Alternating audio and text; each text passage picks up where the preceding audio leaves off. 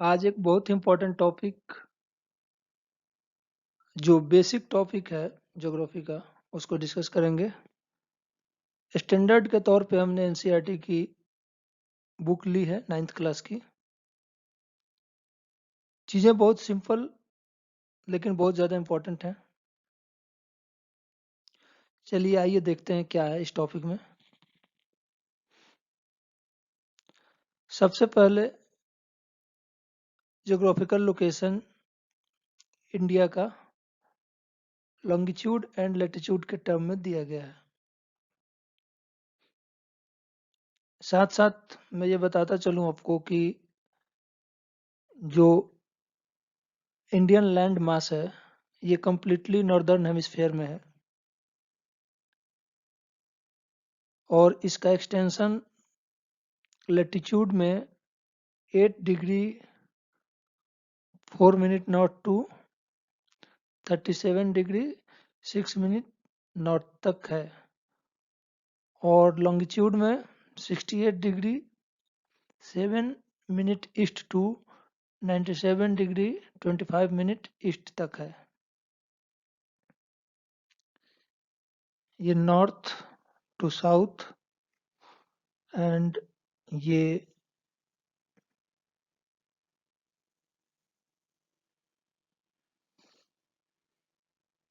Waste to east, ठीक है, ये एक्सटेंशन है।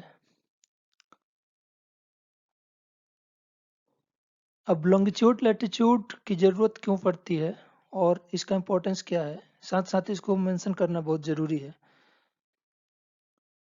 जैसा कि हम जानते हैं कि अर्थ कुछ इस प्रकार से है, टॉप एंड बॉटम में थोड़ा फ्लैट एंड साइड में बल्जिंग है, बेसिकली स्फेरिकल है लेकिन पूरी तरह से स्फेरिकल भी नहीं है, टॉप एंड बॉटम में फ्लैट है। तो किसी भी पॉइंट को, किसी भी ज्योग्राफिकल एरिया को अगर लोकेट करना हो एक स्फेरिकल स्ट्रक्चर पे तो कुछ रेफरेंस होना बहुत ज़रूरी है। इस रेफरेंस को कंसीडर करने के लिए जो नॉर्थ टू साउथ लाइंस खींचे गए, imaginary lines, they are called longitudinal lines या लॉन्गिट्यूड्स। और हॉरिजॉन्टली ड्रॉ किए गए इमेजिनरी लाइंस हैं, उनको लैटिट्यूड्स बोलते हैं। So top to bottoms are longitude and horizontal lines are latitudes.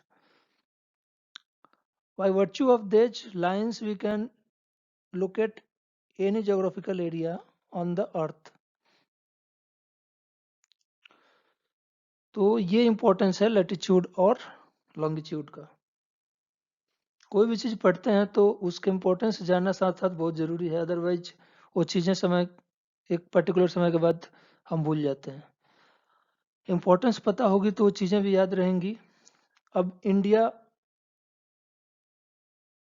अर्थ पर एक अपना ज्योग्राफिकल एरिया रखता है जिसका 7th पोजीशन है एरिया वाइज वर्ल्ड में। तो इसका अपना क्या एक्सटेंट है, इसको लोकेट किया हमने जैसा कि मैंने आपको बताया लॉन्गिट्यूड और लैटिट्यूड पे।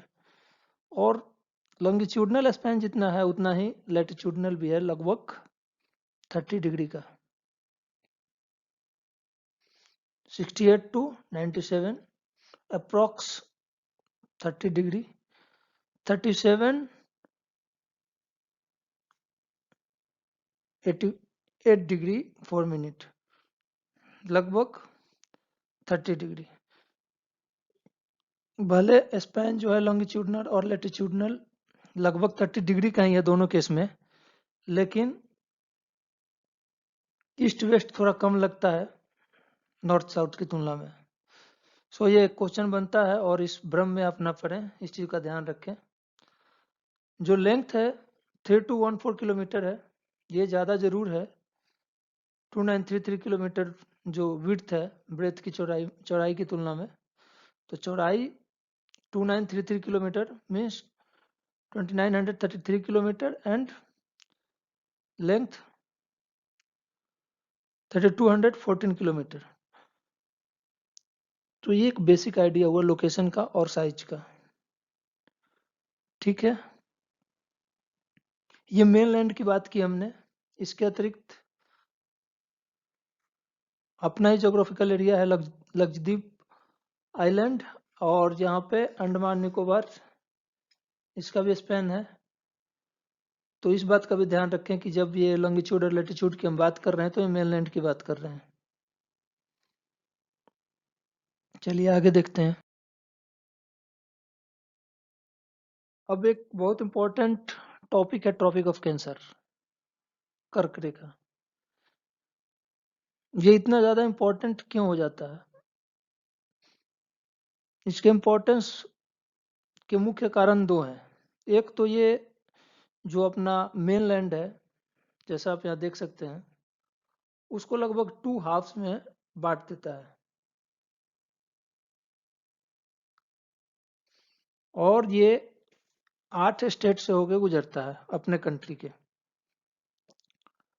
गुजरात से लेके देखें तो गुजरात, थोड़ा सा भाग राजस्थान का भी है, मध्य प्रदेश, झारखंड, वेस्ट बंगाल, त्रिपुरा और मिजोरम, छत्तीसगढ़ भी है साथ में। तो 8 स्टेट से पास करता है। कई बार ये क्वेश्चन पूछ लिया जाता है। इसके अतिरिक्त साथ साथ यह जानना भी जरूरी है कि जो भी वेदर है, क्लाइमेट है इंडिया का, उसके कंटेक्स्ट में भी ये काफ़ी इंपॉर्टेंस रखता है। क्योंकि आपको पता है अर्थ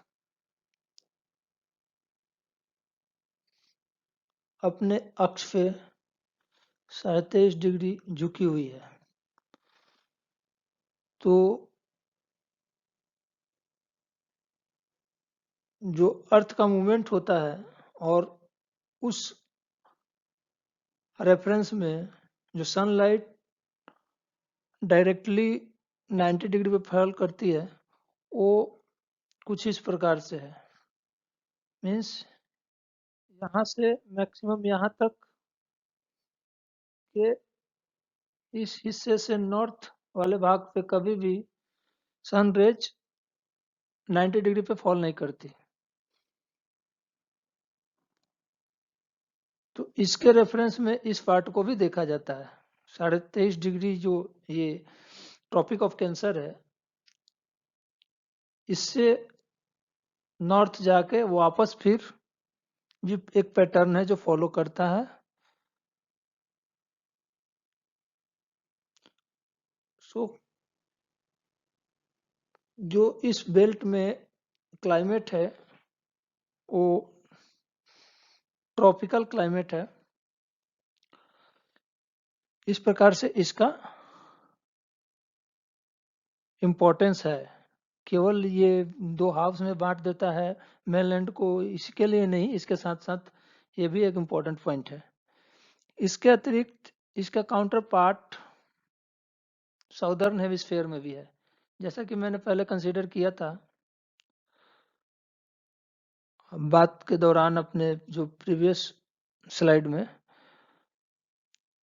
कि इंडियन जो मेनलैंड है पूरी तरह से नॉर्दर्न हेमिस्फेयर में फॉल करता है, और साउदर्न हेमिस्फेयर में 20 degree 23 degree and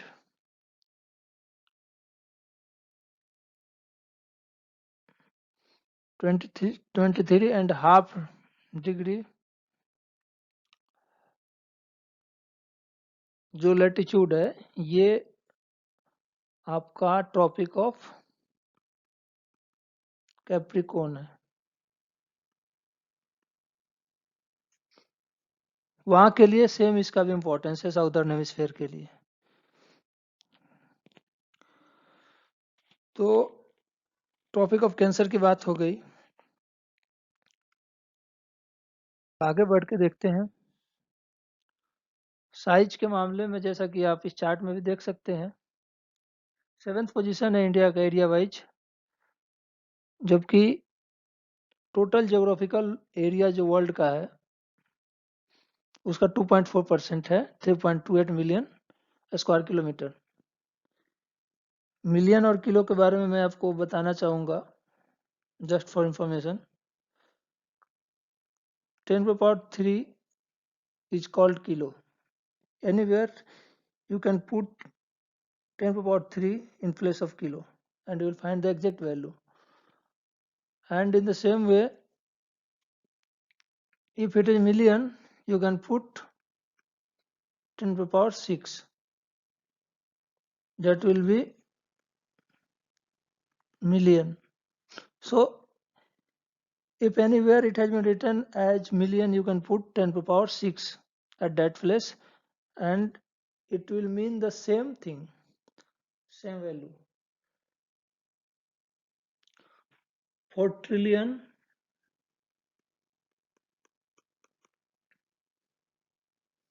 you can put there 10^12. The things are not directly connected with this topic, but they are very important because during some data we find all the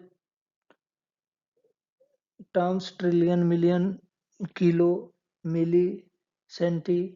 So if you are clear about the terms, it will be very easy for you to understand the exact value and you will not get illusioned in these terms. So it is very important to understand all the topics. So we have already studied about the length and breadth of mainland. Seventh largest country in the world area wise. It is area wise, not by population wise. Population wise it is on second number. Land boundary is 15,200 kilometer. Coastal line including Andaman, Nicobar and Lakshadweep 7,516.6 kilometer. So these are land boundary and coastal line of India. Now we will find India's neighbors. As we all know, India shares its boundary with Pakistan and Afghanistan in northern west. North northern west. This part is northwest of India, and Pakistan and Afghanistan share boundary with India in this region.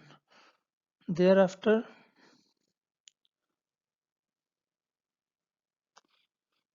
in north, China, Nepal and Bhutan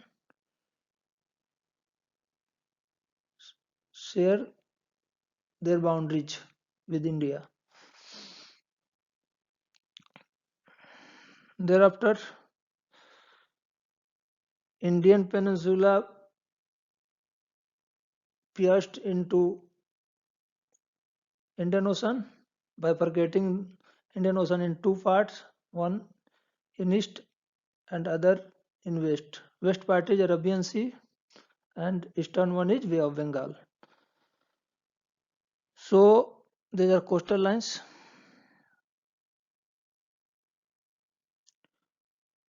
And in Indian Ocean we have two neighbors, Sri Lanka and Maldives. तो जो मालदीव है लक्षद्वीप से south में है और श्रीलंका है जो अपना पड़ोसी देश पाक स्टेट से ये सेपरेट होता है इंडिया से। इसके अतिरिक्त अपना लक्षद्वीप वेस्टर्न पार्ट में, इस बात का आप ध्यान रखें कि कहीं इस चीज को मिस न करें, लक्षद्वीप और अंडमान निकोबार को। अंडमान निकोबार बे ऑफ बंगाल में है और लक्षद्वीप अरबियन सी में है। अंडमान निकोबार को याद रखने का एक और तरीका है अपने पास, जो young fold mountain of Himalayan है हिमालय रेंज के जो यंग फोल्ड माउंटेन है, यही सबमर्ज होके और अंडमान निकोबार के पास वापस इमर्ज हुए हैं. So there are parts of Himalayan range only. तो इस बात का आप अगर ध्यान रखें कि ये हिमालयन रेंज का ही पार्ट है अंडमान निकोबार, जो कि बे ऑफ बंगाल की में इमर्ज हुआ है और आइलैंड बना है अंडमान एंड निकोबार का. तो आपको इस बात को ध्यान में रखने में आसानी होगी.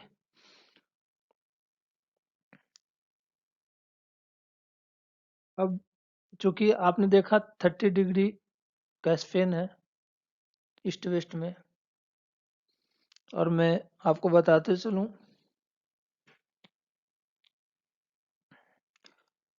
कि 1 डिग्री लॉन्गिट्यूड का डिफरेंस 4 मिनट का डिफरेंस है टाइम वाइज.